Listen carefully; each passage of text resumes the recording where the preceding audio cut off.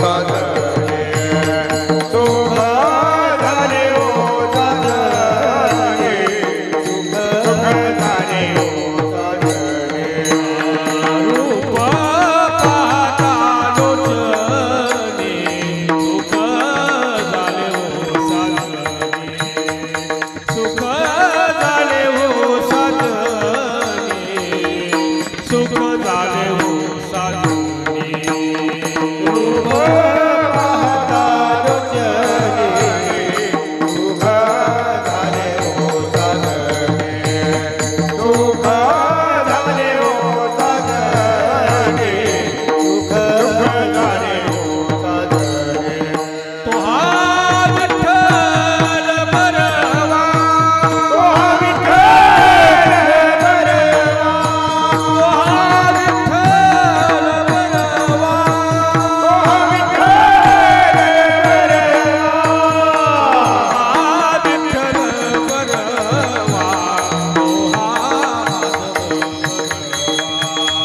तो हा माधव बरवा तो हा माधव बरवा तो हा विठ्ठल बरवा तो हा तो हा माधव बरवा बहुत सुकृताची जोडी मनोनी विठ्ठली आवडी मनोनी विठ्ठली आवडी बहुत कृपाची जोडी म्हणून विठ्ठली आवडे म्हणून विठ्ठली आवडे म्हणून विठ्ठली आवडे तो हा विठ्ठल बरवा तो हा विठ्ठल बरवा हा विठ्ठल बरवा तो हा विठ्ठल बरवा तो हा माधव बरवा तो हा माधव बरवा तो हा विठ्ठल बरवा तो हा तो हा माधव बरवा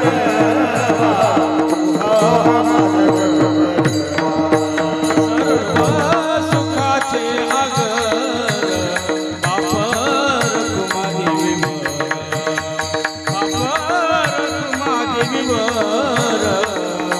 बापर कुमादेवी वर सर्व सुखाचे आगर वापर कुमादेवीवर वापर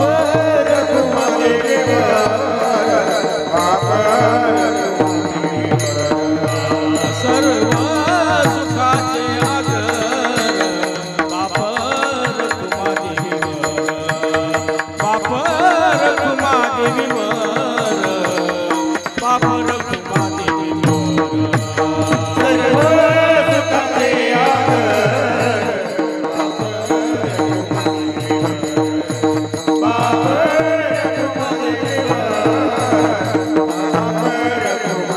तो हा विठ्ठल बरवा तो हा विठ्ठल बरवा हा विठ्ठल बरवा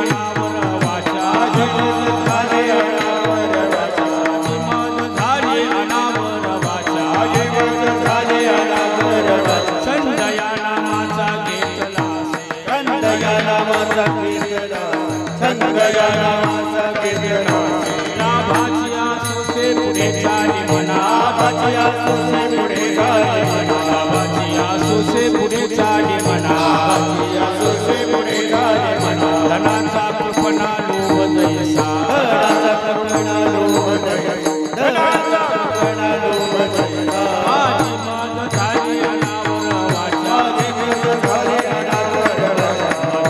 झाले अनावर वाचा माझी माझ झाली अनावर वाचा झाले अनावर वाचा छंद या नामाचा घेतला छंद या नामाचा कीर्तना तुका म्हणे गंगा सागर संगमी तुका म्हणे गंगा सागर संगमी तुका म्हणे गंगा सागर संगमी गंगा सागर संगमी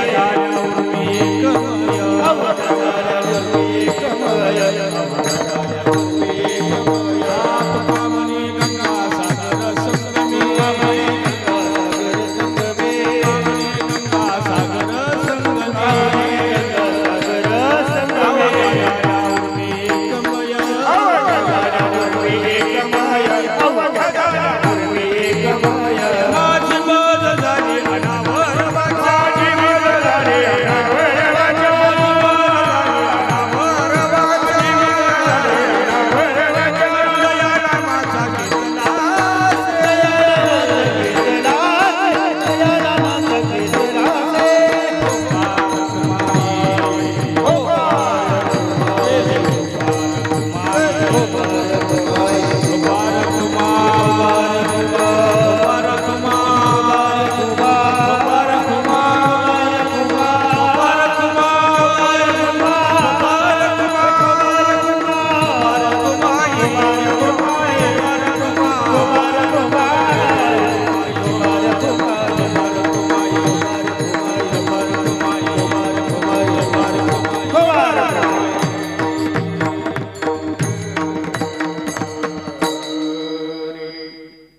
विषय विचार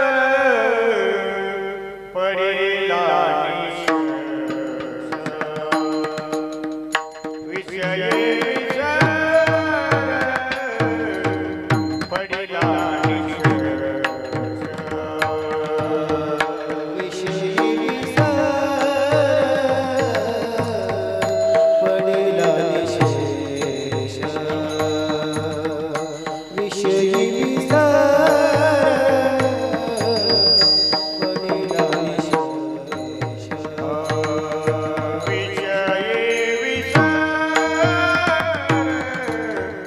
पडिला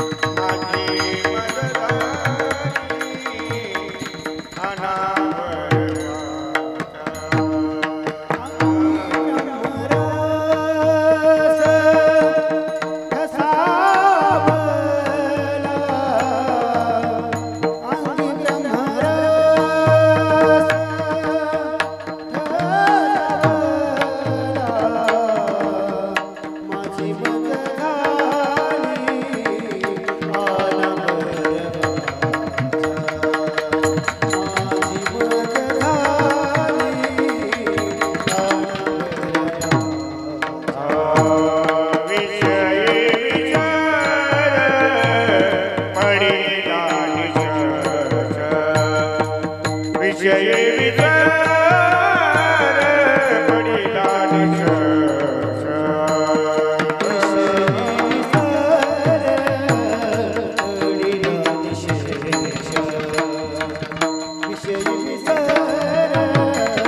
पडिला निशेष. अंगी ब्रह्मराज खतावलाय. अंगी ब्रह्मराज खतावलाय. माझी मत झाली अनावर वाचा. माझी मत झाली अनावर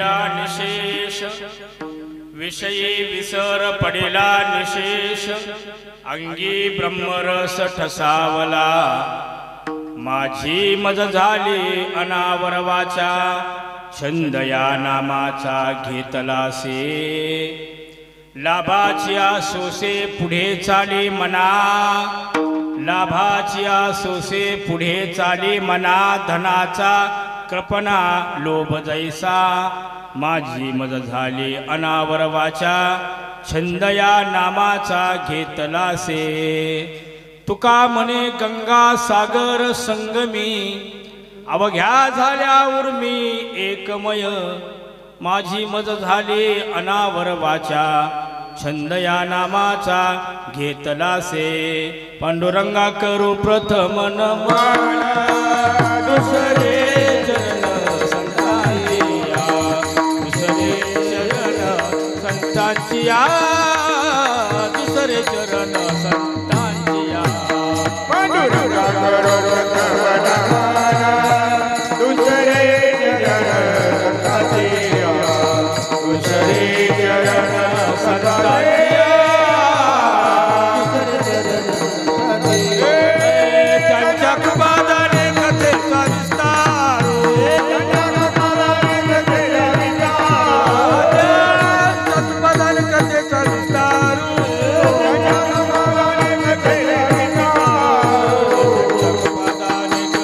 विस्तार, बाबाजी सद्गुरु दास तुका, बाबाजी सद्गुरु दास तुका, बाबाजी सद्गुरु दास तुका, त्यांच्या कृपादाने कथेचा विस्तार, बाबाजी सद्गुरु दास तुका, बाबाजी सद्गुरु दास तुका, बाबाजी सद्गुरु दास तुका. पांडुरंगा करू प्रथम नमन, दुसरे चरणा संतांचिया, त्यांच्या कृपादाने कथेचा विस्तारू, बाबाजी सद्गुरु दास तुका, काय माझी वाणी मानेल संतासी, रंजवो चित्तासी अपुलिया, जयांचे केलिया स्मरण, होय सकळ विद्यांचे अधिकरण, तेची वंदू श्रीचरण श्री गुरूंचे, ते नमस्कारुनी आता, वसुदेव सुतं देवं कंस चाणूरमर्दनं, देवकी परमानंदं कृष्णं वंदे जगद्गुरुं, महायोगपीठे तटे भीमरथ्यां, वरं पुंडरीकाय धातुं मुनीन्द्रहि, समागत तिष्ठन्तमानंद कंदम, परब्रह्मलिंगं भजे पांडुरंगं, समचरण सरोजं सान्द्रनीलाम्बुधाभं, जगन्नीतपाणी मंडनं मंडनानां, तरुण तुलसीमाला कंदनं कज्जनेत्रं, सदय धवलहासं विठ्ठलं चिंतयामि, नमो सद्गुरु तुकया ज्ञानदीपा, नमो सद्गुरु सच्चिदानंद रूपा, नमो सद्गुरु भक्त कल्याण मूर्ती, नमो सद्गुरु भास्करा पूर्ण कीर्ती, ओम नमो ज्ञानेश्वरा करुणाकरा दयाळा, तुमचा अनुग्रह लाधलो पावन झालो चराचरी, मी कळा कुसे काही तऱ्हेने बोलतो वचने अतिभाविका, तुमचा अनुग्रह लाधलो पावन झालो चराचरी, एका जनार्दनी तुमचा दास, त्याची आस पुरवावे, तुमचा अनुग्रह लाधलो पावन झालो चराचरी, मस्तक हे पायावरी या वारकरी, संतांच्या सेवेलागी सेवक झालो, तुमच्या लागलो निज चरणा, तुमच्या लागलो निज चरणा, तुमच्या लागलो निज चरणा, सेवक झालो, तुमच्या लागलो निज चरणा, तुमच्या लागलो निज चरणा, अहो स्वामी तुकया देवा, यावर न करावा आवेरो, यावर न करावा आवेरो, यावर न करावा आवेरो,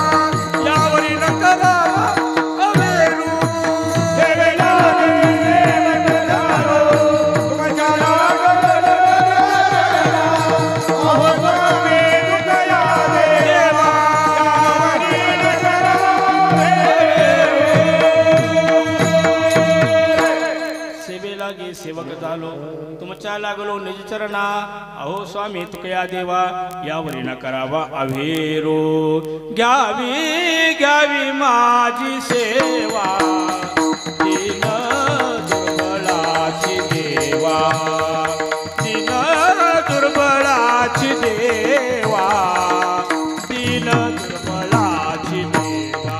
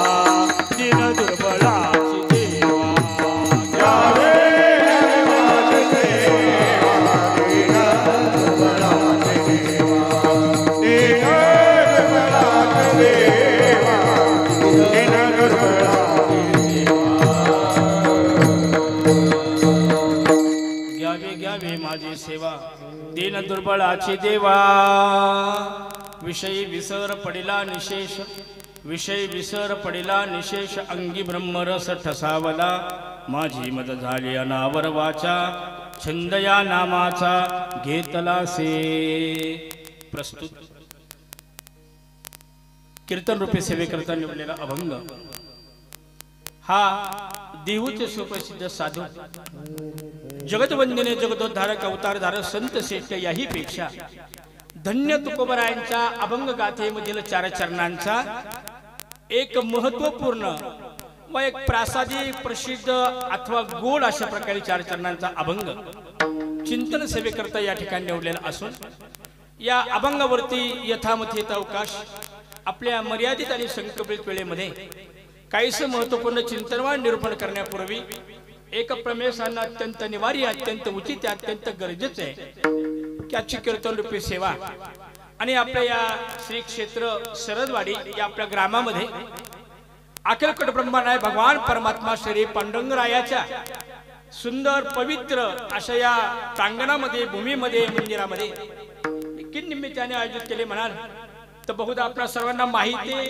ज्ञाते बहुश्रुत आहे परंतु सांगणे एक कर्तव्य असतं नवे कीर्तनकाराची ती जबाबदारी असते या अनुषंगाने जर बोलायचं ठरलं तर गेली अनेक वर्षापासून या ठिकाणी वैकुंठवासी प्रातस्मरणीय गुरुवर्य दिनकर दादा नवले महाराज कारेगाव यांच्या कृपाशीर्वादाने आणि परमपूज्य गुरुवर्य हरिभक्त परायण पांडुरंगजी महाराज घुले महाराजांच्या प्रेरणेने आणि समस्त ग्रामस्थ मंडळी सरदवाडी गावटेमाळा परिसर असेल यांच्या संयुक्त विद्यमाने क्रियाशील कर्तृत्वाने हा गेली अनेक वर्षापासून नामजप यज्ञ सोहळा अखंड हरिनाम सप्ताह तथा ग्रंथराज ज्ञानेश्वरी पारायण सोहळा आपण प्रतिवर्षी मोठ्या थाटामाटाने उत्साहाने भक्तिभावाने आपण संपन्न करत करत करत आज आपण 43व्या वर्षामध्ये पदार्पण केलेलं आहे। हे आपल्या नामसप्ताहाचं यंदाचं 43वं वर्ष आहे आणि 43 वर्ष अखंडपणे हा नामसप्ताह खऱ्या अर्थाने अखंडपणे चालू राहणं हे फार महत्त्वाचं भाग्य आहे मोठं भाग्य या ठिकाणी तर नामसप्ताह सुरू होतात काही काळ चालतात आणि नंतर ते बंद पडतात पण आपल्या इथं मात्र खऱ्या अर्थाने आपल्या एक वाडीचं एक मोठं वैभव आणि खऱ्या अर्थात सर्व समस्त ग्रामस्थांचं एकोपा सर्वांची प्रेम भावना आणि सर्वांचं उत्तम सहकार्य याने खऱ्या अर्थाने आपण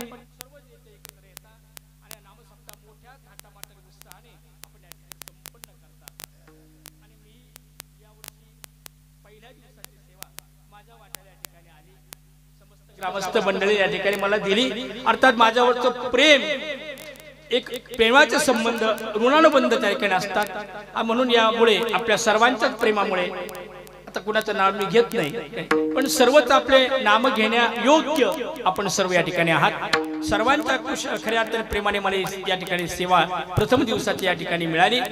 प्रथमतः मी समस्त ग्रामस्थ मंडळी सरदवाडी असेल, आपले भजनी मंडळ असेल अथवा या कार्यक्रमाचे संयोजक, आयोजक तथा नियोजक अथवा कमिटी असेल, सर्वांना प्रथमतः मनपूर्वक धन्यवाद देतो. सर्वांचे ऋण व्यक्त करतो. सर्वांच्या चरणविंदा या ठिकाणी मी नतमस्तक या ठिकाणी होतो. आणि विशेष आनंदाची बाब म्हणजे यावर्षी आपण फार मोठ्या प्रमाणामध्ये नामसप्ताहाचं या ठिकाणी आयोजन केले. अगदी मी पत्रिका पाहिली, आपले फ्लेक्स पाहिला. या वर्षापासून आपण कीर्तनाच्या नंतर 7 ते 9 म्हणजे 7:15 ते 8:45 अशी आपण या ठिकाणी वेळ संकल्पित या ठिकाणी केलेली आहे. आणि त्या संकल्पित वेळेमध्ये कीर्तन सेवा संपन्न झाल्याच्या नंतर आपण समस्त ग्रामस्थ मंडळी सर्व या ठिकाणी असतील, परिसरातून आले भाविभक्त आले असतील, त्या सर्वांकरता आपण महाप्रसादाचं गोड आयोजन या ठिकाणी केलं. म्हणून मी आपल्याला परत एकदा धन्यवाद या ठिकाणी. या ठिकाणी आपण अन्नदान आणि आमच्या महाराज मंडळीची बऱ्याच वर्षापासून इच्छा होती. नवी मला वाटतं, मला आठवते मागच्या वर्षी मी बोललो होतो कीर्तनामध्ये की या ठिकाणी आम्ही गावोगावी महाराष्ट्रावर फिरतो, प्रत्येक ठिकाणी 7 ते 9 कीर्तन सेवा, नंतर सगळ्या गावाला महापंगत महाप्रसाद. म्हणून मी 2-4 मंडळींना म्हटलं होतं की आपल्या इथं जर वाडीचा असा प्रयोग जर आपण केला तर मला वाटतं की श्रोते वर्ग तर जमतीलच कीर्तनाला, नाही. पण त्याही पेक्षा श्रोते तसे जमतात, नाही काही मग त्याचा वेगळा अर्थ घेतील. मग आम्ही अन्नदान म्हणून येतो काय असा अर्थ नाही, पण साहजिक गर्दी वाढते हा एक भाग आहे.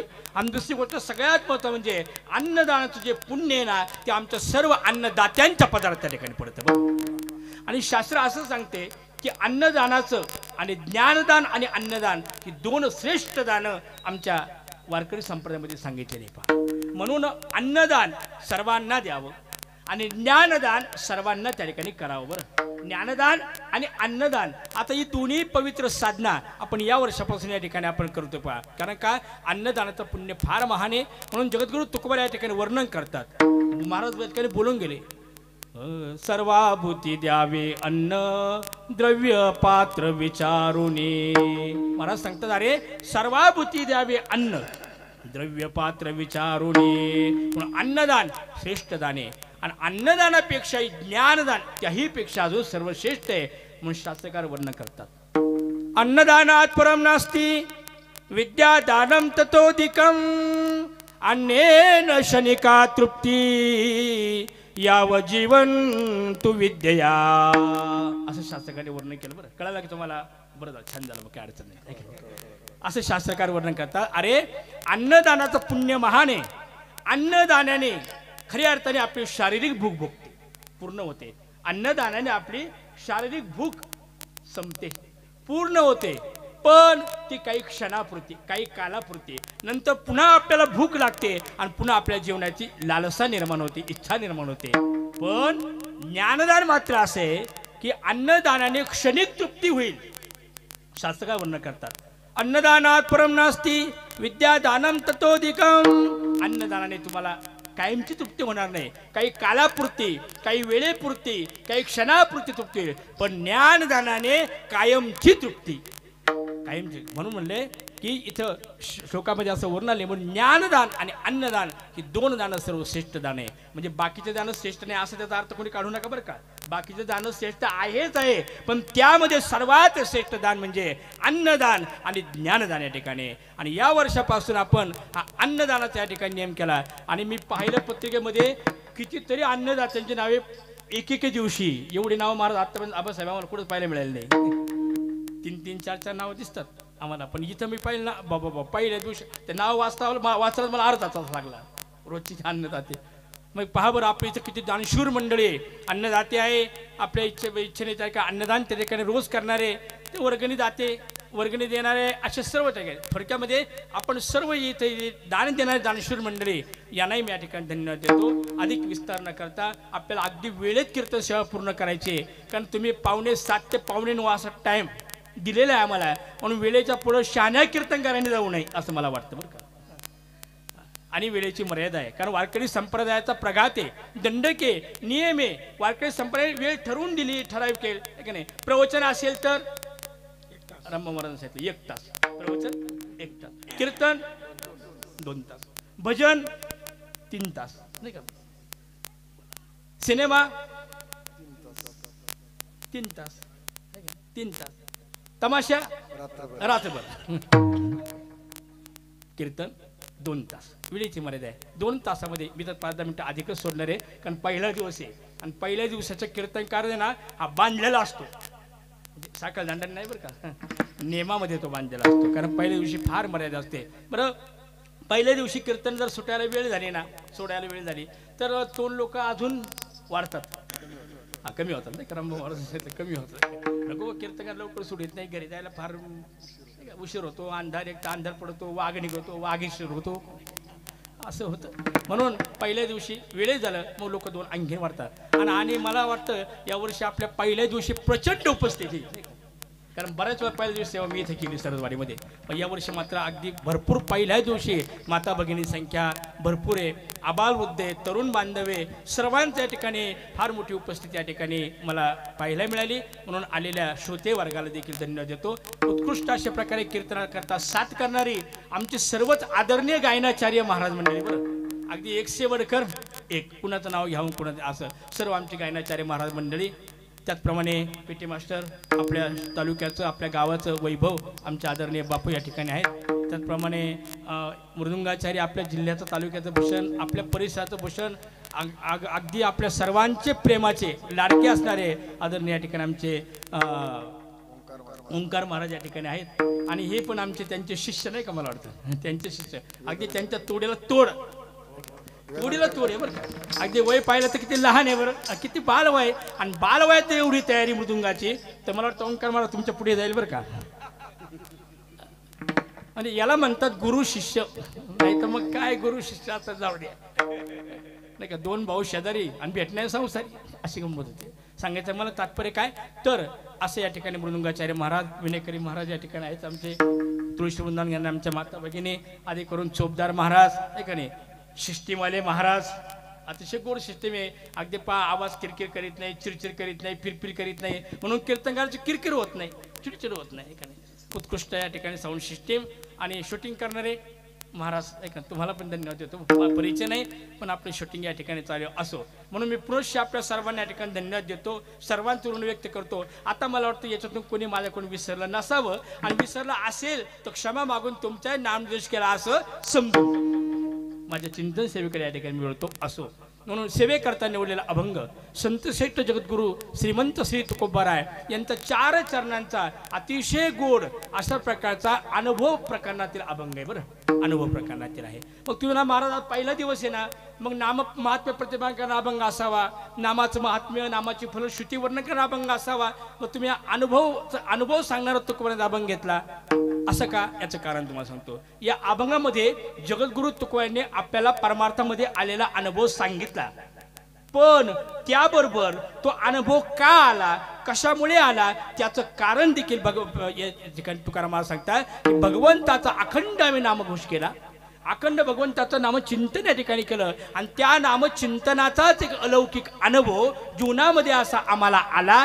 कसा आला तर महाराज सांगतात विषयी विसर पडिला निशेष. महाराज बोलतात या भगवंताच्या नामाचा परिणाम, या भगवंताच्या ध्यानाचा परिणाम आणि या भगवंताच्या नामाच्या ध्यानाच्या क्रियेचा परिणाम असा झाला की जे काही विषय होते ना त्या विषयाचं आम्हाला विस्मरण झालं.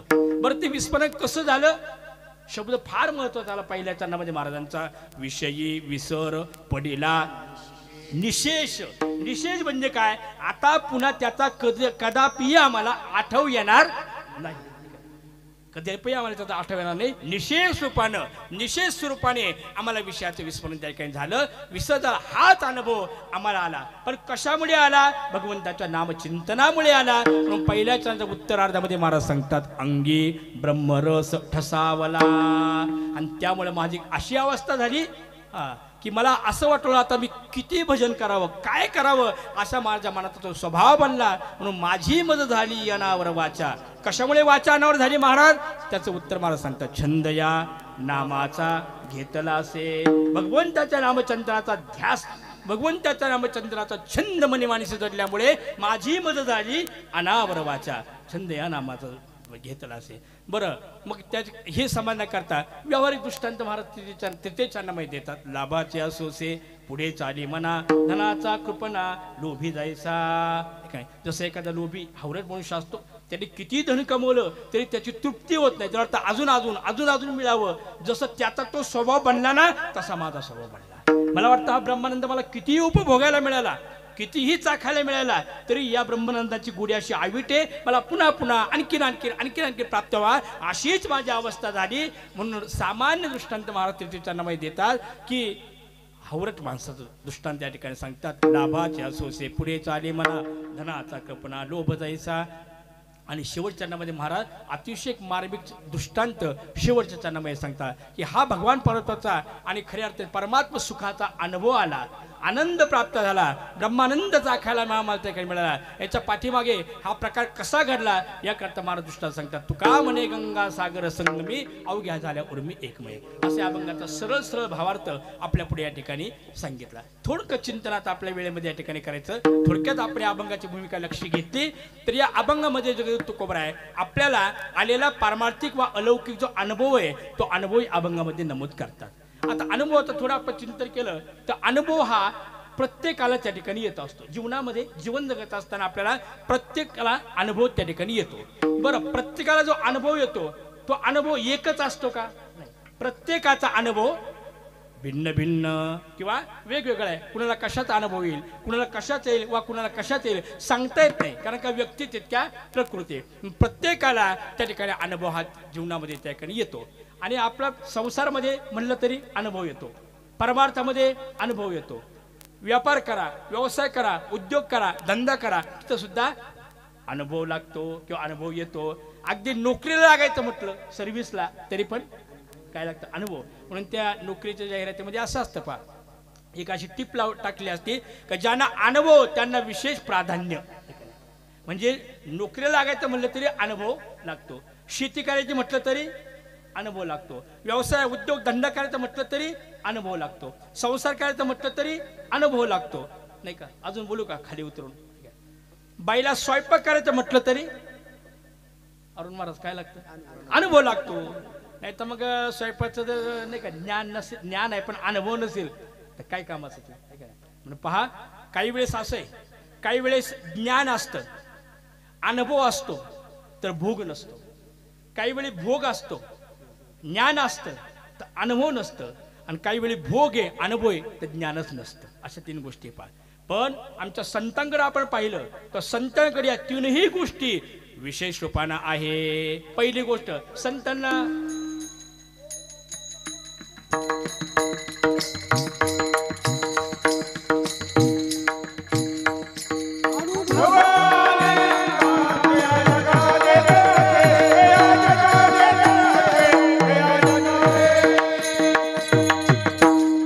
थोडक्यात संतांना तीनही गोष्टी, त्यांना अनुभव म्हणाल तर अनुभव आहे. कशावर? महाराजांनी प्रमाण दिलं, अनुभवे आले अंगा ते या जगा.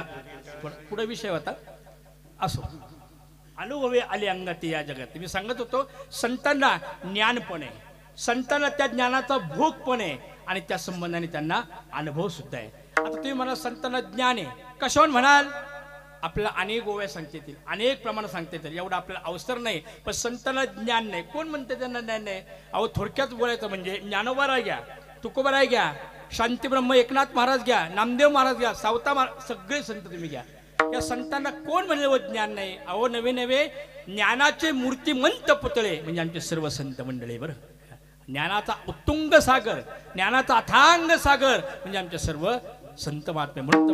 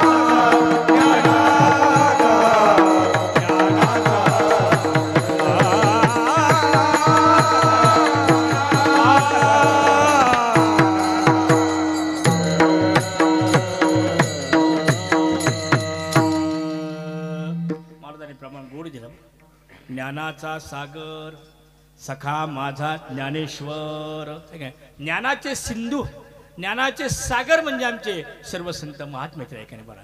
किंवा ओवी जर म्हटलं तर ओवी आली, हे चालते ज्ञानाचे बिंब.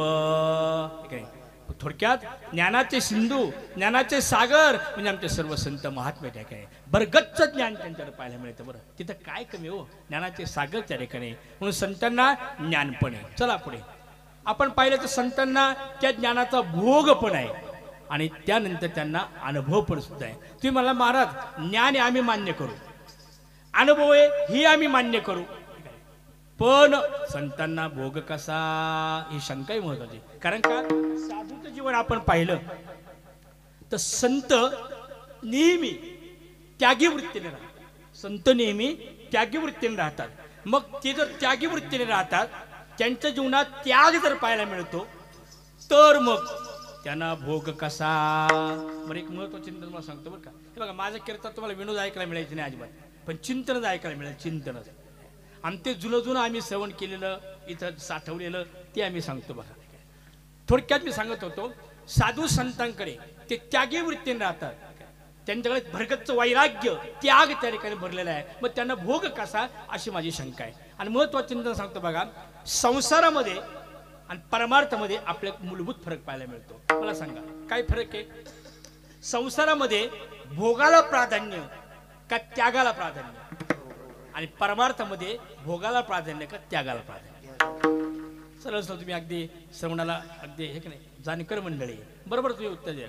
संसारामध्ये भोगाला प्राधान्य आहे आणि परमार्थामध्ये त्यागाला प्राधान्य आहे. संसारामध्ये जेवढा भोग तेवढा तो मनुष्य मोठा, संसारामध्ये जेवढा भोग तेवढा तो मनुष्य मोठा, आणि परमार्थामध्ये जेवढा त्याग तेवढा तो मनुष्य.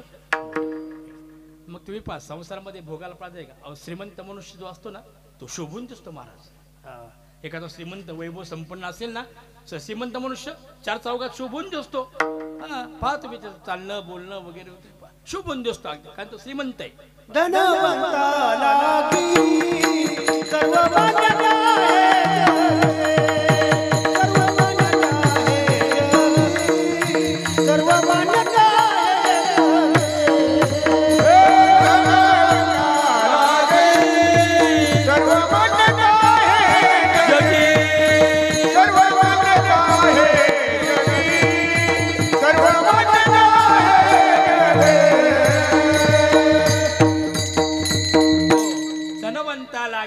सर्व मान्यता आहे जगी. हा तो धनवान मनुष्य शोभून दिसतो. पण मग एक बोलू का अरुण महाराज, क्षमा मागून बोलतो तुमच्या सर्वांचे. मला सांगा, श्रीमंत मनुष्य शोभून दिसतो का कृतार्थ होतो? शोभून दिसतो आहे का कृतार्थ. परमार्थामध्ये गरीब असू द्या, दीन असू द्या, न शोभणारा असू द्या, पण कृतार्थ होतो. म्हणून परमार्थ हा कृतार्थते करताय. परमार्थ हा कृतार्थते करताय. आपली कृतार्थता व्हावी याकरता आपण आवडीने परमार्थ या ठिकाणी करतो. बरं, मग मी सांगत होतो संसारामध्ये भोगाला प्राधान्य आहे का नाही. श्रीमंत मनुष्य शोभून दिसतो, आणि श्रीमंत मनुष्याला पण आहे ना अशी एक सवय असते महाराज काय, आपली श्रीमंती आपलं वैभव लोकाला समजावं, लोकाला कळावं, अशी एक त्यांना एक त्यांची धारणा असते.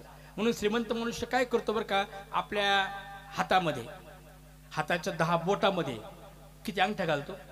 10. अंगठ्या कशाच्या त्या? चांदीच्या नाही, हा सोन्याच्या. बरोबर म्हणते तुम्ही. आता सोन्याच्या अंगठ्या 10 बोटामध्ये घालतो, 10 बोटामध्ये. आणि लग्नाला जातो, लग्न लागलं पंगत बसती जेवायला, आणि मग आपला हा काय करतो, आता बिचारे वाढणारे व्यवस्थित वाढतात, जेवणारे भरपूर व्यवस्थित जेवतात, पण केवळ आपलं वैभव आपली श्रीमंती नाही का, आपल्या अंगठ्या लोकाला दिसाय, तसं कुणाच्या अंगठीकडे पाहत नाही ना. मग ते पाहावे आपल्या अंगठ्या, आपलं वैभव दिसावं, आपली श्रीमंती कळावी याकरता काय करतं, कामान धामाचं पंक्तीतून फिरतं आणि लोकांना म्हणतो, ओ भात इकडे वाढा, बुंदी इकडे वाढा. इकडे मी तुम्हाला कळतं ना नाही, भाकरी इकडे वाढा, आमटी इकडे वाढा. मी म्हणतो कशाला म्हणतो इकडे तिकडे. अरे बिचारे वाढणारे व्यवस्थित वाढतात, जेवणारी व्यवस्थित जातो, कशाला मरायला फिरतो मागतो, आणि भात इकडे वाढा बुंदी इकडे वाढा. म्हणजे काय लक्षात बोटाकडं लोक, अहो बघा ना काय श्रीमंत हो बघा त्याच्या बोटामध्ये 10 अंगठे बाबा बाबा काय श्रीमंत हो कुठे केले असतील किती ग्रामचे असतील किती पैसे लागले असतील मग ती चर्चा ऐकली त्याला आनंद वाटतो वा वा वा झाले समाधान असं बरं वाटतं बरं काय. पण ज्ञानोबराय सांगतात ज्ञानेश्वरमध्ये पूज्यता डोळ्यानं देखावी सो कीर्ती कानी नाही करावी. अरे आपली पूज्यता आपली कीर्ती आपली श्रीमंती आपलं वैभव आपण आपल्या डोळ्याने पाहू नये ज्ञानोबराय सांगतात बरं. पण याला इथे सवय म्हणून माऊलीने असा ज्ञानेश्वरमध्ये अपवाद शोधला जो असा लग्न मंडपातून फिरणारा आपल्या 10 बोटातल्या 10 अंगठ्या आपलं वैभव आपली श्रीमंती इतरांना दाखवणारा आणि पंक्तीतून फिरून म्हणणारा भात इकडे वाढा बुंदी इकडे वाढा यदा कदाचित कर्मधर्म संयोगाने एखाद्या दिवशी जर तू 10वीत चोराच्या कचाट्यात सापडू नाही बरं का पण सापडला तर मग म्हणेन का काही इकडून या काही इकडून या असं म्हणेल का महाराज. आणि असं म्हणल्यावर कोण आळस करीन का. मग तात्पर्य ती हातातली अंगठी काढीन मग खिशात ठेवीन कोटात ठेवीन तोंडात ठेवीन नाही तर पोटात. तात्पर्य मला काय सांगायचंय अरे श्रीमंतीमध्ये फक्त भोग आहे भोगाने शोभतो परमार्थामध्ये भोग नाही परमार्थामध्ये त्याग आहे. म्हणून जगद्गुरु तुकोबाराय जीवन आपण पाहिलं किती वैराग्य किती त्यागाचे पुतळे तुकोबाराय आहे. अहो छत्रपती शिवाजी महाराजांनी ठीक आहे हिरे पाचू माणिक रत्नांनी एवढा भरगच्च नजराना स्वीकारला का तुकोबाराय नाही स्वीकारला. आल्या पावली तो त्याकडे परत पाठवला का महाराज बोलतात अरे शोभा आम्हाला याची गरज नाही आम्हाला याची गरज. आणि हे जे धन आहे ना हे धन नरकाला नेणार आहे हे धन अधोगतीकडे नेणार आहे. श्रीमद भागवतामध्ये सांगितलं या धनाच्या पोटी 17 प्रकारचे अनर्थ सांगितले स्नेहम हिंसा बरेच श्लोक आहे हा मग ते काय असं एवढे अनर्थ आहे तरी पण ते धन खूप आपल्याला त्या केलं श्रीमंती आपल्याला काय आवडते. म्हणून शोभा आम्हाला याची गरज नाही पुष्कळ अभंग सांगायला आपला वेळ नाही आम्हाला याची गरज नाही आल्या पावली परत त्या काही घेऊन जा. मग विचारलं छत्रपती शिवाजी महाराजांनी मग तुकोबाराया तुमचं धन कोणतं. महाराज बोलतात परमार्थ हे महाधन गुरुदेवाचे चरण. महाराज बोलतात अरे परमार्थ हे धन जोडी देवाचे चरण. बरं नुसतं धन नाही महाधन परमार्थ हे महाधन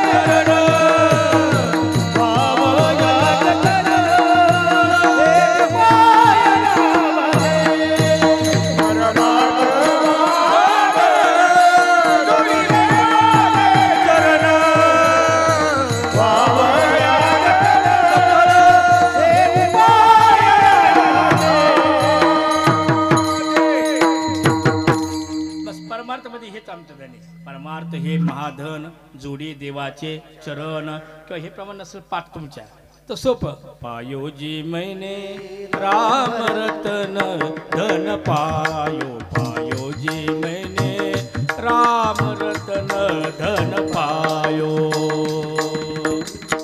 हे आमचं परमार्थ धन आहे भगवान परमात्मा हेच आमचं धन आहे. किंवा महाराज बोलू लागले काय दिला ठेवा आम्हा विठ्ठलची व्हावा हे आमचं परमार्थ धन आहे. म्हणून मी काय सांगितलं संसारामध्ये भोगाला प्राधान्य परमार्थामध्ये त्यागाला पाडणं. मग संत महात्मे जर त्यागी वृत्तीने राहतात त्यांच्या ठिकाणी भरगच्च वैराग्य किंवा त्याग जर आहे तर त्यांना भोग कसा ही शंका माझी होती बरं का. आणि भोग जर असलच तर कोणता हा दुसरा प्रश्न आहे. थोडक्यात पटपट सांगतो आपल्या वेळेस सोडायचंय. तर संत महात्म्यांना ते जरी त्यागी वृत्तीने राहत असले त्याग जरी असला वैराग्य जरी अंगी बांधलेलं असलं तरी पण त्यांना एका गोष्टीचा भोग निश्चित आहे. आणि तो भोग कोणता या कर्तव्य महाराजांचं प्रमाण गोड गाथेमध्ये देखील आलं. महाराजांचं गोड प्रमाणे ज्ञान ब्रह्मी भोग ब्रह्मतनो ज्ञान ब्रह्मी भोग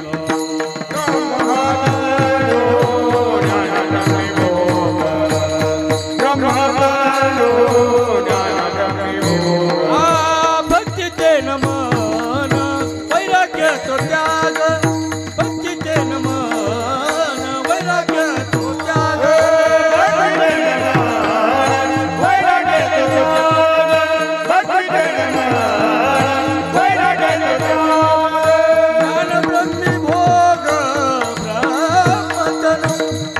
ब्रह्मी भोग ब्रह्मतनु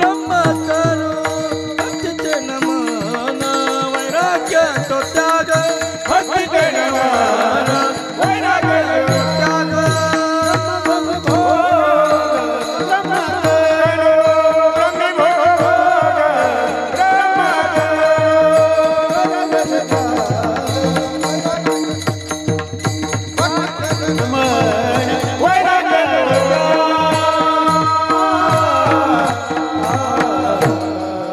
महाराज बोलतात या गोष्टीचा आम्हाला भोग आहे कोणत्या हो महाराजांनी प्रमाण त्यासाठी खर्च केलं ज्ञान ब्रह्मी भोग ब्रह्मतनो भक्ती ते नमन वैराग्य तो त्याग ज्ञान ब्रह्मी भोग ब्रह्मतनो म्हणून संतांना तीनही गोष्टी प्राप्त आहे त्यांना ज्ञान पण आहे त्यांना भोग पण आहे आणि त्यांना अनुभव पण आहे प्रपंचामध्ये संसारामध्ये काहीतरी एक कमी पडतं कुठे ज्ञान आहे भोग आहे तर अनुभव नाही कुठे अनुभव आहे भोग आहे तर ज्ञान नाही कुठे ज्ञान आहे अनुभव आहे तर भोग नाही असं काहीतरी एक कमी पडतं म्हणून महाराजांनी लिहून ठेवलं कोठे काही कोठे काही कोठे काही कोठे काही महाराज बोलतात कोठे काही एक आहे हा हे तुम्हाला कळतच आहे का नाही संसाराची स्थितीच असते महाराज अशी संसारामध्ये एक येतं एक नाही आम्ही नेहमी सांगतो विनोदाने संसाराची स्थिती अशी महाराज तिखट येतं मिखट नाही आणि मिखट येतं तिखट नाही कळालं का तुम्हाला नाही कळालं अहो संसाराची स्थिती अशीच आहे संसारामध्ये तिखट येतं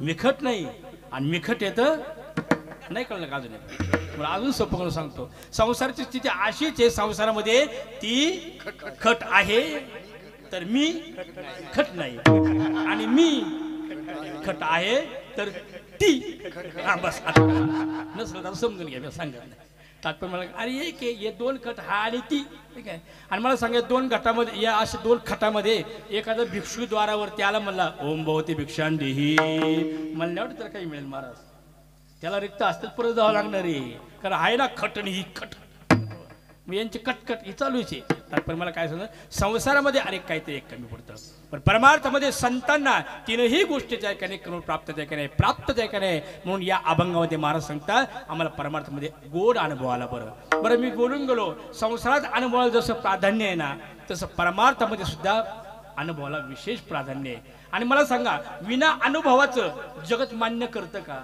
विना अनुभवाचं बोलणं असेल त्याला जगत मान्यता देईल का देऊ शकणार नाही म्हणून परमार्थामध्ये अनुभवाला अनन्य साधारण मूल्य म्हणून तुकाराम महाराजांचे अनेक प्रमाण आपल्याला पाहता येतील महाराज वर्णन करतात तुका म्हणे येथे पाहिजे अनुभव शब्दांचे गौरव कामा नये किंवा अनुभव येथे पाहिजे साचार न चलते चार आम्हा पुढे मला सांगतात इथं अनुभव तरी केला पाहिजे मग एकाने विचारलं महाराजांना मग महाराज तुम्ही टमाटामा एवढं बोलता मग तुम्हाला अनुभव आहे का महाराज म्हटले आहे ना तुका म्हणे कोणी सांगे माझा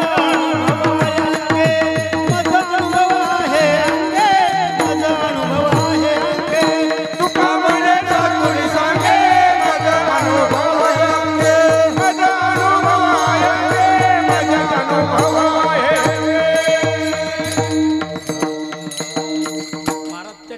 महाराजांनी प्रमाण दिला तर काय कमी त्याच्याच करता प्रमाण तू म्हणतो ना मला अनुभव आहे का मग तुझ्याच करता लिहिलं तुका म्हणे चाखुनी सांगे माझा अनुभव आहे अंगे आता काय वर गप्पच झाला तो काय माझा अनुभव आहे अंगे आणि याच्यावर नसं सिद्धी होत तर महाराज सांगतात तुका म्हणे साक्षी आले तुका म्हणे साक्षी आले तुका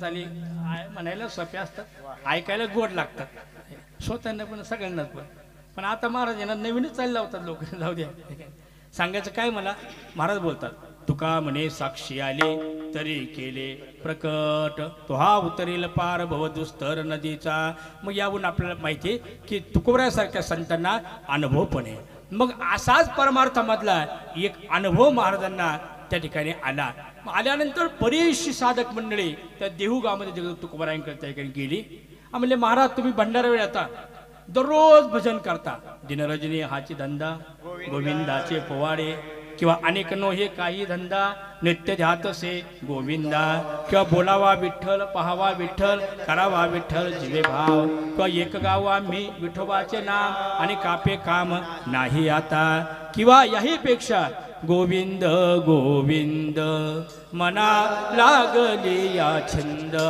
मना लागली या छंद मग गोविंद ते काया भेद नाही देवा तया भेद नाही देवा तया गोविंद गोविंद मना लागली या छंद मग महाराज तुम्ही तर दिवसभर येता भगवंताचं भजन करता बरं गुणगान करता पण महाराज या भगवंताच्या भजनाचा बरं मग तुम्हाला काही फळ मिळालं का त्या संबंधी काय अनुभव आला काय भगवंताच्या नामचिंतनाचा महाराज म्हटले आला ना नामचिंतनाचा मला असा एक अनुभव आला महत्वाचा पारमार्थिक दृष्ट्या या भगवंताच्या नामघोषाच्या या भगवंताच्या नामचिंतनाचा काय अनुभव आला तो आलेला अनुभव जगद्गुरु तुकोबराय सेवेकरता निवडलेल्या अभंगाच्या प्रथम चरणाचा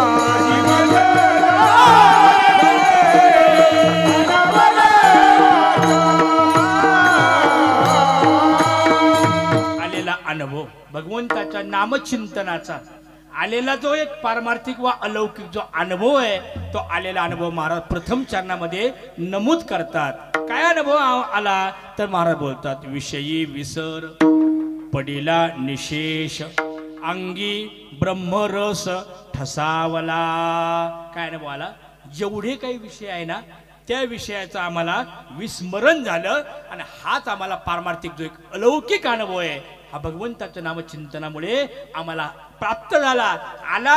म्हणून मला सांगतात विषयी विसर पडिला निशेष. बरं, विषयाचं विस्मरण झालं असा त्याचा सरळ अर्थ. पण आता याच्यामध्ये शंका आहे, 2 शंका आहे आणि भजन घेतो का हो. आपण जर त्या प्रकार पाहिलं तर इथे महाराज बोलतात विषय विसर पडिला निशेष. भगवंताचं नामचिंतन केल्यामुळं परिणाम अनुभव आम्हाला आला, विषयाचं आम्हाला विस्मरण झालं. मग विषयाचं जर विस्मरण झालं तर पहिली शंका, विषयाचं विस्मरण होतं का, पहिली शंका. 2, होत असेल तर कशामुळे, दुसरा प्रश्न. आणि तिसरा प्रश्न माझा महत्वाचा असा आहे की जीवाच्या बाबतीमध्ये आपण विचार केला तर जीव म्हटलं का जीवाला वा इंद्रियांना विषय खूप आवडतात. विषय इंद्रियांना खूप आवडतात. नवे नवे विषय आवडणं हा इंद्रियाचा स्वभाव आहे. ओव्याल्यात का नाही. आता वास्तविक विचार केला ते विषय का चांगले आहे का, सांगा बरं. विषय का चांगले का, नाही. ते दुःखजन्य, ते जीवाला दुःखाकडे लोटणारे, अधोगतीकडे नेणारे, नरकाला लोटणारे, जन्म मरण उपभोगायला लावणारे एवढे जरी वाईट विषय असले तरी ते जीवाला विषय स्वरूपाने आवडतात. ओव्याल्यात ते विषय का चांगले, ज्ञानवरा वर्णन करतात. हे विषय तरी कैसे रोहिणीचे जल जैसे का स्वप्नेचे आभासे भद्र जाते. ते विषय का चांगले का, नाही नाही, पण ते जीवाला फार आवडतात. किती आवडतात याचं ज्ञानवरा वर्णन करतात. विषय विषयाचा परिपाडू गोड परमार्थ लागे कडू. कडू विषय तो बहु जीवासी गोडू झाला. का ते इंद्रियांना विषय सेवन करणं इंद्रियांना आवडतं. ती इंद्रियाची आवड आहे नाही का. मग ती पण उयाली रामभाऊ महाराज आहे का नाही की इंद्रियांना विषय खूप आवडतात, खूप आवडतात. किती आवडतात, ओवी आली. या विषया वाचुनी अनेक सर्वता रम्य नाही ऐसा स्वभावची पाहे इंद्रियांचा. ज्ञानवंत सांगतात विषय वाईट आहे, दुःखजन्य, जीवाला दुःख देणारे, पण इंद्रियाला ते खूप आवडतात. तो इंद्रियाचा स्वभाव तयार करे. मग तुकोबराय सुद्धा मनुष्याचे, तुकोबरायला सुद्धा इंद्रिय आहे आणि मग त्यांना कसं काही विषयाचं विस्मरण झालं. अशा 2-3 शंका माझ्या आहे. तुरतात पटपट सांगतो. पहिली गोष्ट मला सांगतात विषयाचं विस्मरण होणं शक्य नाही, पण आम्हाला का झालं त्याच्या पाठीमागचं कारण एकच, भगवंताचं नामचिंतन. आणि भगवंताच्या नामाने आणि भगवंताच्या ध्यानाने विषयाचं विसर होणं स्वाभाविक आहे. किंवा तो होतोच त्या ठिकाणी, हे पहिलं कारण.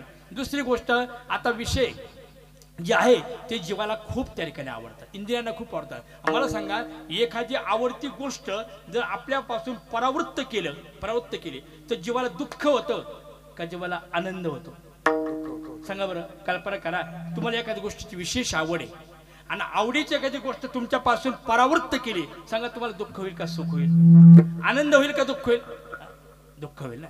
नाही, आपण पत्रकार बोलवा, ज्ञानोबरायांच्या ओव्या आल्यात ठीक आहे. माऊली सांगतात इंद्रियाला आवडणारी एखादी वस्तू, इंद्रियाला आवडणारी एखादी गोष्ट आपण इंद्रियापासून परावृत्त केली तर जीवाला व इंद्रियांना किती दुःख होतं हे समजण्याकरता ज्ञानेश्वरीमध्ये 2-3 ओव्या आल्या ज्ञानोबरायांच्या.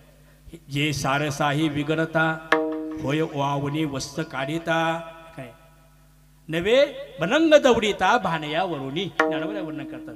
आता हे ओवीचा अर्थ तुम्हाला पटकन सांगतो. माऊली सांगतात इंद्रियापासून विषयापासून इंद्रिय परावृत्त होताना इतकं जीवाला दुःख होतं, इतकं दुःख होतं किती.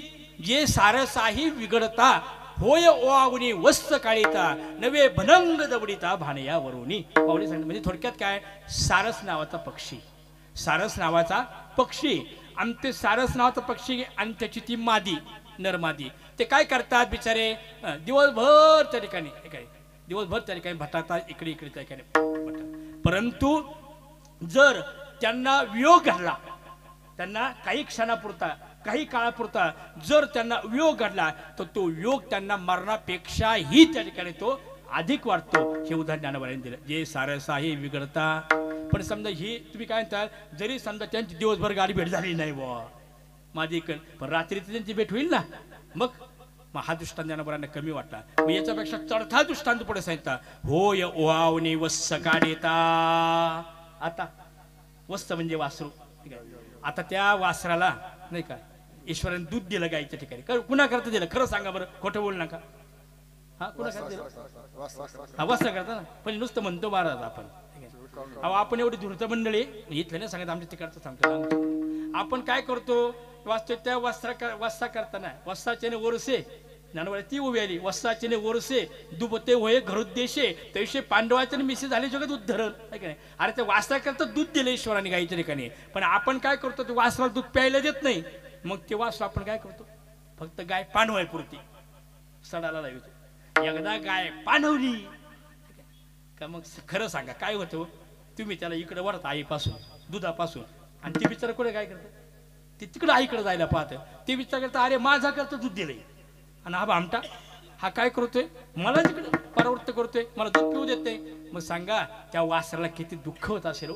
अरे आपल्या आईच्या स्तनापासून परावृत्त करतोय दुधापासून परावृत्त करतोय. सांगा त्या वासराला किती दुःख होत असेल बरं. आणि एवढं दुःख झाल्यानंतर ते वासू म्हणून का माझ्या दाण्याचं कल्याण असं म्हणत किती मोठं दुःख आहे. ज्ञानोबा सांगता हो वावणे वस्त काढिता हे दृष्टांत कमी वाटला ना एखादा मग ठीक आहे मग काय अर्थाने माऊलीने सांगता पिऊ दे त्याला लोक डिरेल द्यायला दूध पिऊ दे त्याला हा कमी पडला. मग पुढे चौथा दृष्टांत सांगितला नवे भनंग दवडिता भानयावरुणी. भनंग म्हणजे भिकारी. एखादा भिकारी कल्पना करा एखादा भिकारी मुळात तर भिकारी आणि त्यात पुन्हा 8 दिवसाचा उपवास.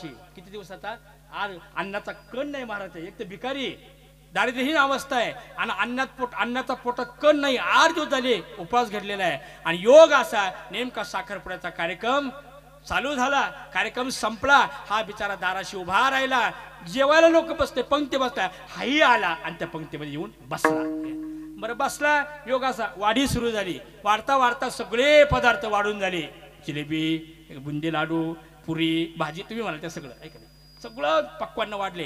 याने पाहिलं वा वा वा आपल्या पानामध्ये एवढे पक्वान्न आले. सांगा त्याला महाराज असा आनंद झाला वा वा वा वा आधीच तर आपण भिकारी 8 दिवसाचे उपवासी अन्नाचा कण पोटात नाही आणि मिष्टान्नाचं जेवण आता मिळालं. आता असा ताव मारायचा महाराज असा आनंद झाला तेवढ्यात मालकाचं लक्ष त्याच्याकडे गेलं. ओठ म्हणले ओठ ओठ चल मला चालतो. अरे अरे अरे अरे अरे 8 दिवसाचं एक ते भिकारी मी 8 दिवसाचा उपाशी अन्नाचा कण नाही आणि देवाने मला मिष्टान्नाचं भोजन आलं आणि भरल्या ताटावून मला उठवलं रे. अरे अरे अरे अरे अरे अरे अरे अरे तो निघाला महाराज जायला पण हसत निघाला. नाही तो जायला निघाला पण कसा निघाला सांगू का तुम्हाला. निरखित गेली येऊ पाहत ताटाकडे पाहायचा पकवानाकडे पाहायचा रस्त्याकडे पाहायचा चल रे उठ चल इथून चल पाहायचा अन्नाकडे पाहायचा मिष्टाकडे पाहायचा चालता पाहायचा जायचा. सांगा त्याला मग त्याला सांगा किती दुःख झालं असं त्याला सांगतात ते जे दुःख आहे ना ते त्याला मरणासारखं दुःख आहे.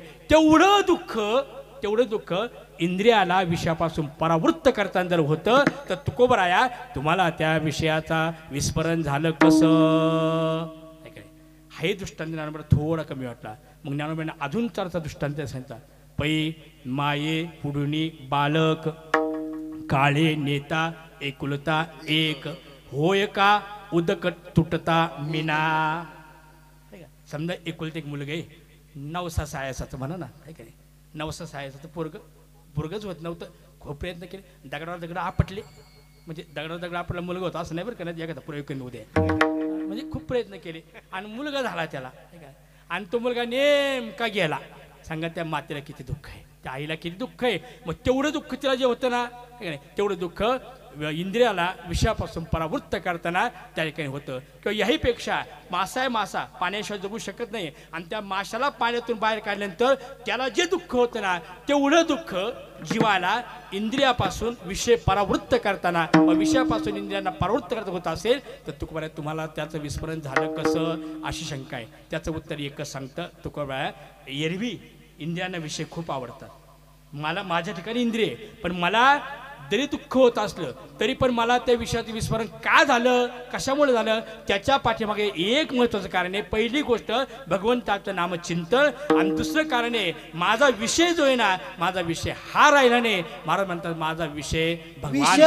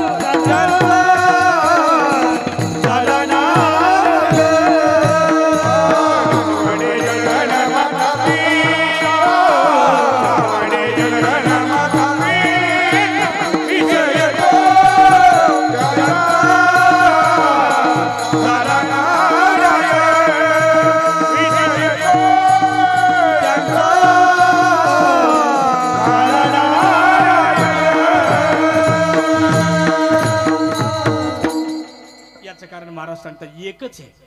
एरवी जरी इंद्रिया विषयापासून इंद्रिय परावृत्त होताना जीवाला दुःख होत असतं तरी मला दुःख का होऊ शकत नाही? त्याचं कारण माझा विषय हा नाही, माझा विषय भगवान परमात्मा झाला. विषय तो त्यांचा झाला नारायण. मग ज्यांचा विषय देव झाला, ज्यांचा विषय भगवंताचं नाम झालं, नामचिंतन झालं, सांगा त्याला दुःख होईल का?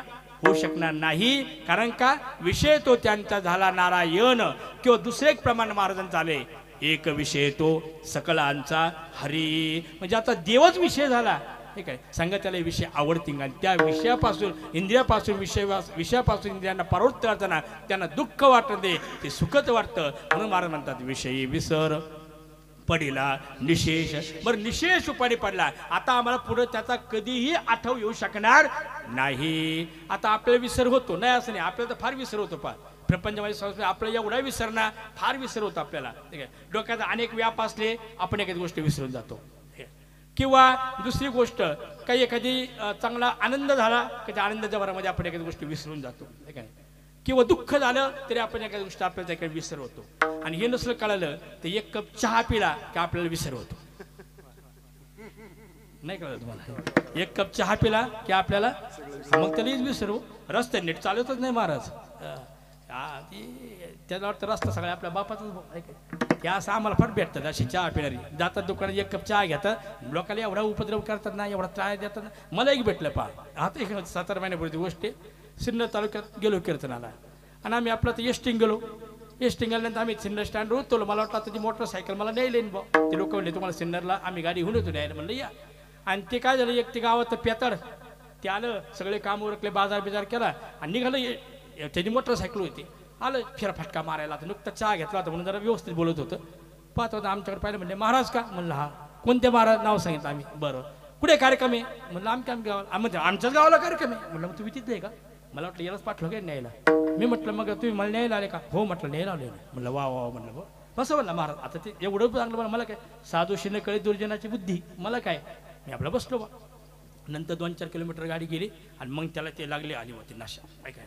आणि मग त्याची गाडी अशी लागली ना महाराज व्हायबल व्हायला इकडं इकडं. त्याची गाडी रस्त्याने चालणे वाटेने चालणार. थोडक्यात बोलू का, त्याची गाडी कशी चालायची, जसं बैल लघुशंका करतो ना तशी याची गाडी चालायची अशी. मी म्हणलं अरे भल्या रस्ता असं काय. म्हणलं गाडी तुम्ही नीट चालव ना. म्हणलं मग त्याने मागं पाहिलं. मग पाहिलं डोळे भरे लाल बोन झाले. रागाने पाहिलं. मग मला थोडी शंका चाटली. म्हणलं बरोबर आहे, याने चहा घेतला दिसतोय बरं का.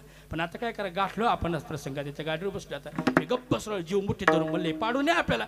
पण आता भीती वाटली मला, कीर्तन करायचंय. म्हणलं मी सर म्हणलं म्हणलं गाडी नीट चालव, आपण दोघं पडू. म्हणलं मला लागल तुम्हाला लागल, लोक मला नावं ठेवतील. म्हणते काय महाराज गप्पस म्हणला. डायरेक्ट एकरीवर आला आवाज जाऊ नये. हे गप्पस म्हणला. मग तर माझा भ्रम पूर्णच फेटला. म्हणला याने चहा घेतला. गप्पस म्हणला. मग आता म्हणलं बस गप काय. पण ते फारच गाडी व्हायला लागली. मग शेवटी म्हणलं आता इथं घाबरून जमणार नाही, आता थोडी डेअरिंग करा.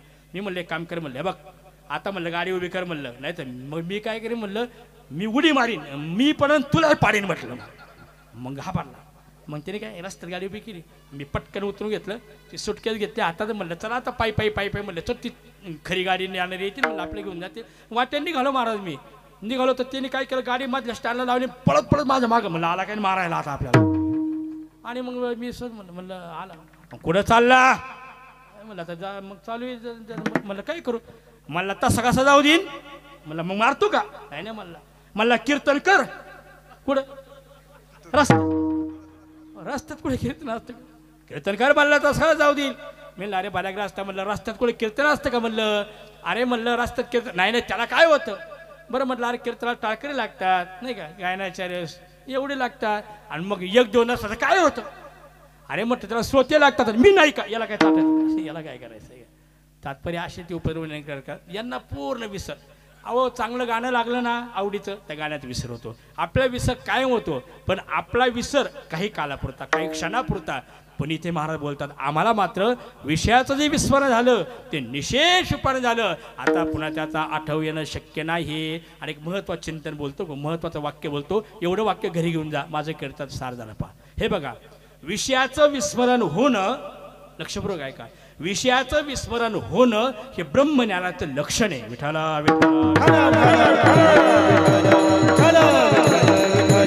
महाराज बोलतात अनुषंगाने महाराज बोलतात विषयी विसर पडिला निशेष आणि या विषयाचे विस्मरण झाल्यामुळं परिणाम काय झाला तर महाराज वर्णन करतात अंगी ब्रह्मरस ठसावला अंगी ब्रह्मरस विषयाचं विस्मरण झालं आणि अंगी ब्रह्मरस त्या ब्रह्मानंदाचं आम्हाला पारण करता आलं. आता ब्रह्मरस म्हणा ब्रह्मानंद म्हणा ब्रह्मज्ञान म्हणा एक अर्थ शब्द आहे अनेक प्रमाण आले ब्रह्मरस घे काढा ठीक आहे इथं ब्रह्मानंद म्हणले ठीक आहे अंगी ब्रह्मरस शब्दाला इथं थोडक्यात इथं काय करायचं वाच्यार्थाचा त्याग करायचं लक्षात ग्रहण इथं ब्रह्मरस म्हणजे काय रस शब्दाचा अर्थ शास्त्रकाने सांगतात रसो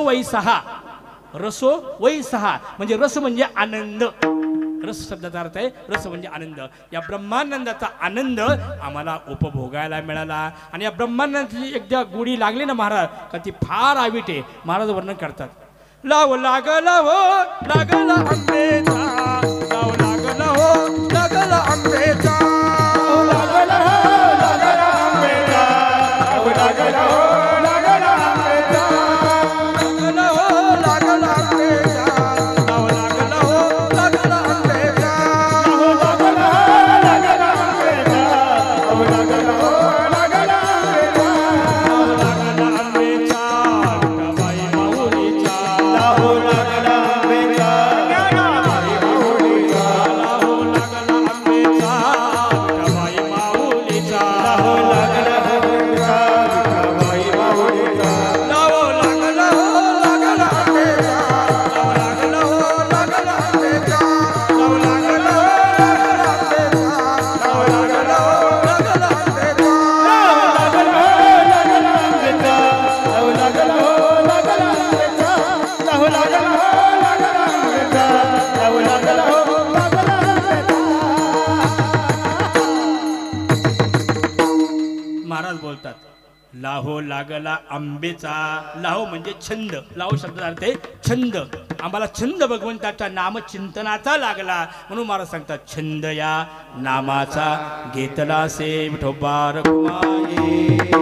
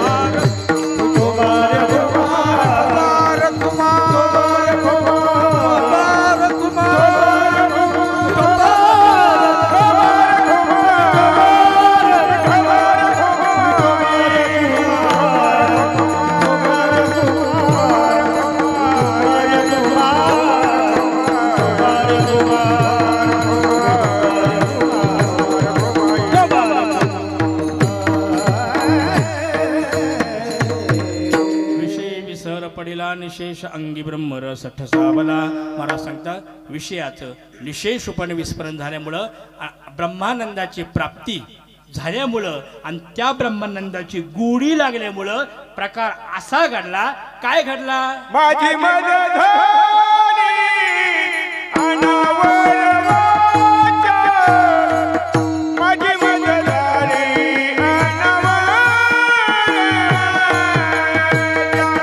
माझी मदत झाली अनावर वाचा माझी मदत झाली माझी मदत झाली अनावर वाचा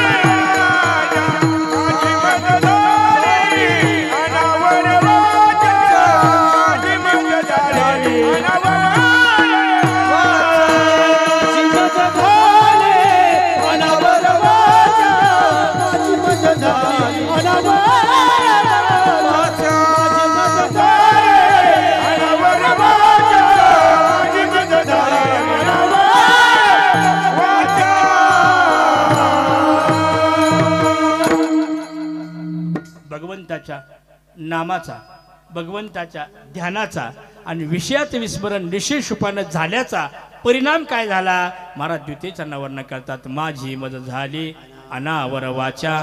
बरं, आता माझी मज झाली अनावर वाचा कशामुळे झाले? त्याचं उत्तर महाराज सांगतात, छंद या नामाचा घेतला असे. थोडक्यात बोलू का? छंद या नामाचा घेतला असे म्हणून राम महाराजांनी अभंग घ्यायला सांगितलं, म्हणून थोडं चिंतन मानतो. 10 मिनिटात सेवा पूर्ण करणारे. आणि माझा अभंग नियोजित वेगळा होता, पण मला राम महाराज म्हणले या अभंगावर महाराज कीर्तन ऐकली. म्हणजे थोडक्यात तरी माझी परीक्षा पाहिली असं. आता 1.5 तास राहिला कीर्तनाला. महाराज तयारी काय नाव का महाराज? म्हटलं काय अडचण नाही, हा अभंग घेऊया. म्हणून थोडं 10 मिनिटं अजून घ्यायची. 10 मिनिटं आहे, 10 मिनिटात पूर्ण करणार, काळजी करू नका. 2 चरण तसे ठेवतोय. फक्त महाराज बोलतात, माझी मदत झाली अनावर वाचा. का वाचा अनावर झाली याचं उत्तर महाराज द्वितीय चरणाचा उत्तरार्धामध्ये देतात, छंद या नामाचा घेतला असे म्हणून माझी मदत झाली अनावर वाचा. बस. मग आता अनावर वाचा आपली होती, संतांची होती, आपली होती. पण आपली कधी होती? आणि मग तुम्हाला सांग, एखाद्या गोष्टीचा विशेष आनंद झाला ना की आनंदामध्ये आपल्याला सगळं विस्मरण होतं आणि आपण नाही का काय करतो आपल्यालाच कळत नाही. अहो एक गोष्ट सांगतो, सेवा आनंद झाला. का आनंद झाला? त्याच्या घरी कधी न येणारे अगदी जवळचे आवडते पाहुणे आले. काय बोललो कळलं ना? त्याच्या घरी एक दिवस असा घडला की त्याचे एकदम आवडते जीव का प्राण असे असणारे पाहुणे कधी न येणारे बऱ्याच दिवसांनी आले. आणि महाराज त्याला ते पाहुणे पाहिलं, असा आनंद झाला. आनंद, त्या आनंदामध्ये ते काय बोलतात त्याची त्यालाच भांडायला नाही. ते घरच्या लोकांना काय म्हणू लागलं, घरच्या लोक म्हणू लागलं. आनंद खूप झाला ना, पाहुण्यांना पाहिलं खूप आनंद. तो लगेच काय म्हणला माहिती का? पाहुणे आले घोंगड्या टाका, पाहुणे आले घोंगड्या टाका. कळलं की नाही तुम्हाला? त्याला काय म्हणायचं होतं? पाहुण्यांना बसण्याकरता घोंगड्या आणा. मग तो काय त्याने म्हणलं पाहिजे, घोंगड्या टाका, पाहुणे आले. हा म्हणला काय? घोंगड्या आले पाहुणे टाका. असं आनंद विशेष झाला ना. पण महाराज म्हणतात, आम्हाला त्याही पेक्षा खूप आनंद झाला. आणि या आनंदामध्ये आम्हाला नेमकं कळेना अशी आमची अवस्था त्या ठिकाणी झाली. म्हणून माझीच वाचा मला अनावर या ठिकाणी झाली. बरं का? तर छंद या नामाचा घेतला असे म्हणून माझी मदत झाली अनावर वाचा. छंद या नामाचा घेतला असे. आणि तो आनंद आम्हाला एवढा मिळाला. पण आमची तृप्तीच व्हायना. जसं ज्ञानोबराय वर्णन करतात, आम्हाला भूक लागली, पण ज्ञानोबरायांनी सांगितलं आम्हाला भूक लागली नाही, आमच्या तृप्तीलाच भूक लागली. ज्ञानोबराचे काय शब्द आहे महाराजांचं गोड अभंगाला. तृप्ती भुकेली काय करू माये. ज्ञानोबराय करता, अरे आमच्या तृप्तीलाच भूक लागली, आता काय करू ऐकडे. तसं महाराज बोलतात, आम्हाला ती ब्राह्मणांची भूकच लागली, ती भूकच आमची भागे ना. म्हणून आमची अवस्था अशी झाली, जसं एखाद्या लोभी मनुष्याला अधिकाधिक धन आवडावं आणि किती धन त्याला मिळालं तरी त्याची त्याच्यामध्ये परमशांती न व्हावी ना, त्याला वाटतं अजून मिळावं ना, तीच अवस्था त्या इकडे आमची झाली. जसं महाराजांप्रमाणे सर्व भावे लोभ्या आवडे हे धन आम्हा नारायण तैशा परी, तशी आमची अवस्था झाली. आम्हाला तो ब्रह्मानंद किती उपयोगाला मिळाला तरी आम्हाला असं वाटतं अजून मिळावा. याला प्रमाण महाराजांचं आलं, कदलीची खावे वाटे, कदलीची खावे वाटे, कदलीची खावे वाटे, कदलीची खावे वाटे, कदलीची खावे वाटे, कदलीची खावे वाटे, कदलीची खावे वाटे, कदलीची खावे वाटे. बेटले बेटीशी बेटले,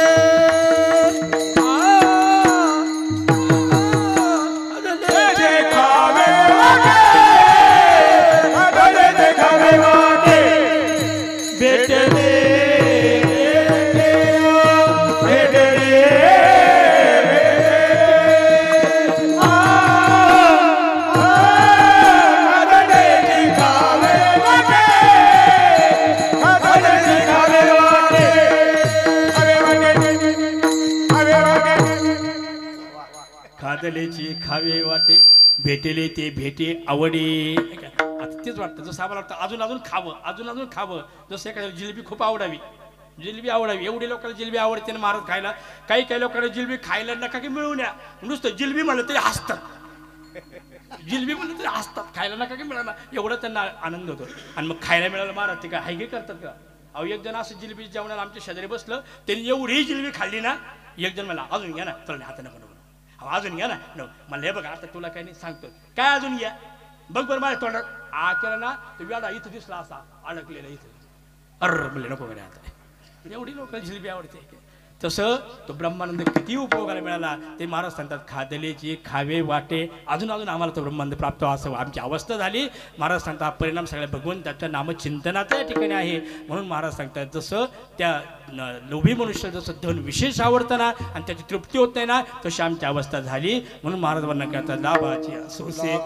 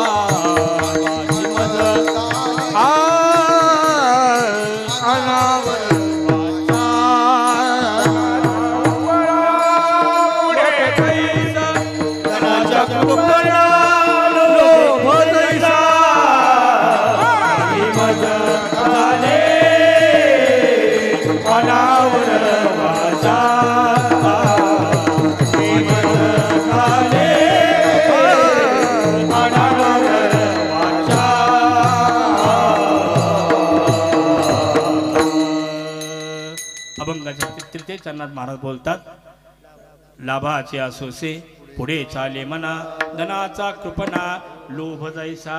आता काही गाथ्यामध्ये लोभी शब्द आहे आणि काही गाथ्यामध्ये लोभ शब्द आहे.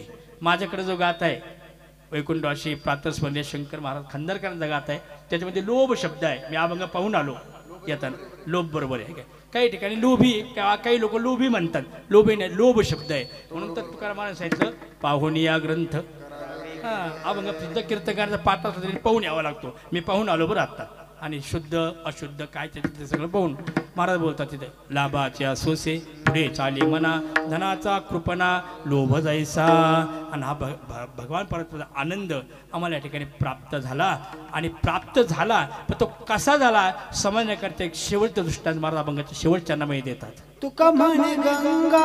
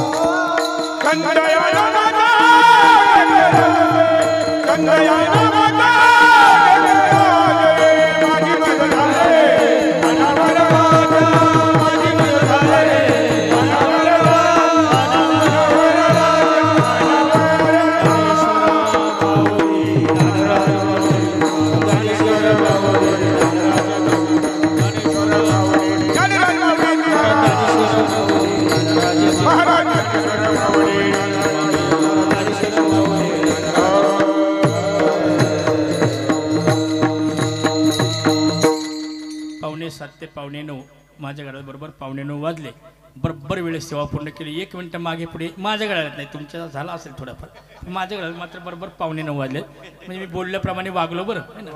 म्हणजे मी जे बोललो होतो शहाण्या कीर्तकाने वेळेत पुढे जाऊन नये. मी जर गेलो तर मी हेच बावळट कीर्तन करेल, हे काय म्हणते शहाण्या पुढे जाऊन नये काय.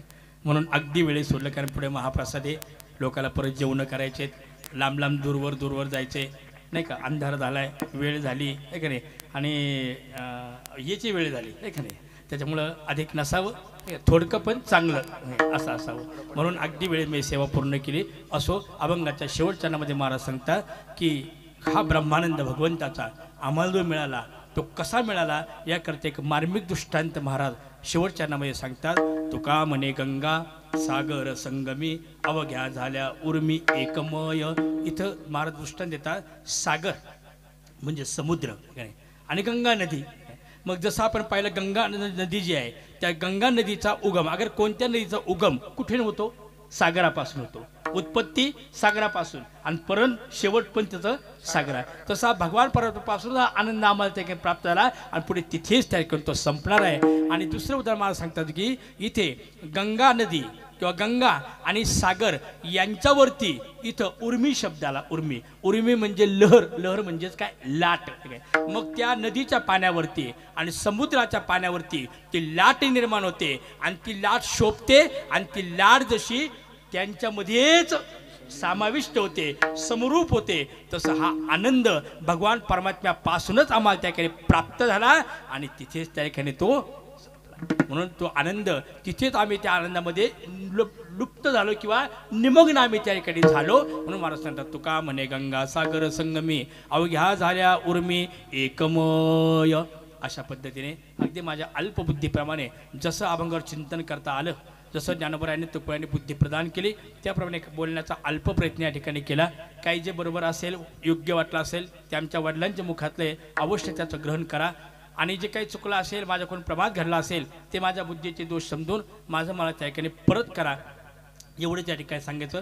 मोठा आनंद वाटला की आपल्या श्री क्षेत्र सरदवाडीमध्ये हा एवढ्या भव्य आणि दिव्य प्रमाणामध्ये हा अखंड हरिनाम सप्ताह नामजप यज्ञ सोहळा तथा ग्रंथ आणि श्री पारायण सोहळा या ठिकाणी संपन्न होत असताना आजच्या प्रथम दिनाचं कीर्तनरूपी पुष्प आपल्या सर्वांच्याच प्रेमामुळे मला गुंफण्याचा सुयोग या ठिकाणी मला प्राप्त झाला.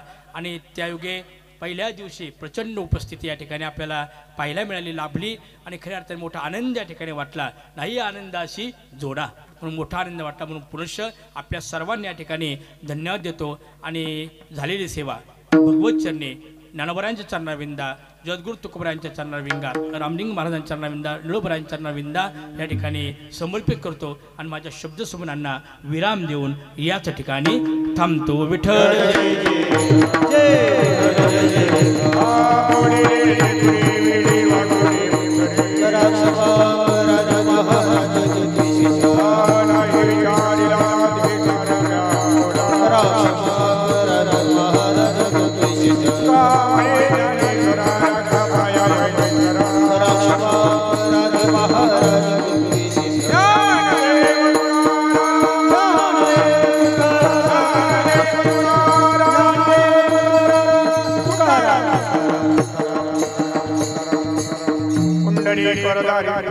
श्री ज्ञानदेव भगवान की ज्ञानेश्वर महाराज, जगद्गुरु तुकाराम महाराज की जय, प्रभु रामलिंग भगवान की जय.